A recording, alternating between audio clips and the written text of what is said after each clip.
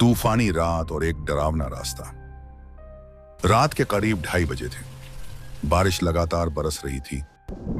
बिजली की कड़क से आसमान कांप रहा था। गांव चंद्रकोट के लोग अपनी छतें कसकर बंद कर रहे थे, लेकिन कुछ मजदूर अभी भी खदान के रास्ते से लौट रहे थे। सोने की पुरानी खदान इसके पास से। एक जंग लगे बोर्ड पर अब भी धुंधला लिखा था, खतरा, प्रवेश वर्जित, यहां अब सिर्फ मौत मिलती है। 100 साल पुरानी त्रासदी। मौत की खदान 1902 में ब्रिटिश राज के दौरान इस खदान में सोना निकाला जाता था।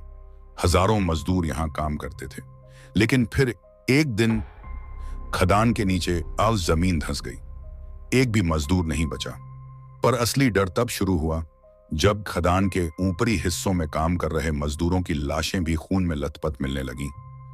उनके चेहरे ऐसे फटे हुए थे जैसे किसी ने पंजों से नोच दिया हो। ब्रिटिश इंजीनियरों ने लिखा, हमने खदान में कुछ देखा, इंसान नहीं था। उसके बाद से खदान को बंद कर दिया गया। जो अब भी सोना चाहते हैं। आज भी बारिश की रात जब खदान की मिट्टी भीगती है तो वहां से एक अजीब सी सौड़ांध की गंध उठती है।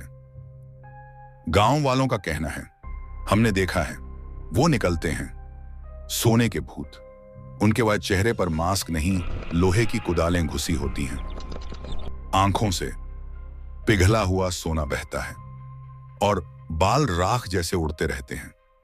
हाथों की जगह तेज धारदार औजार और कमर से झूलती जंजीरें जिनमें कभी मजदूर बंधे होते थे। और सबसे डरावना, हर भूत के सिर पर एक नंबर लिखा होता है। वो नंबर उनकी मौत का क्रम होता है। उस रात 3 लोग, रमेश, गोविंद और छोटू, पास की शराब की दुकान से लौट रहे थे। बारिश तेज हो चुकी थी और खदान के पास से गुजरना ही एकमात्र रास्ता था। अचानक बिजली चमकी और खदान का मुंह खुद ब खुद खुल गया। तीनों ने देखा 15 से 20 आकृतियां बाहर निकल रही थीं। वो इंसान नहीं थे। छोटू जोर से चिल्लाया, रुको, वो लोग नहीं हैं। लेकिन देर हो चुकी थी। गोविंद की आंखें निकाल दी गईं। रमेश का ऐसा चेहरा दीवार पर चिपका मिला और छोटू, उसे खदान के अंदर खींच लिया गया। और अगली सुबह खदान के बाहर एक नई लाश लटकी मिली।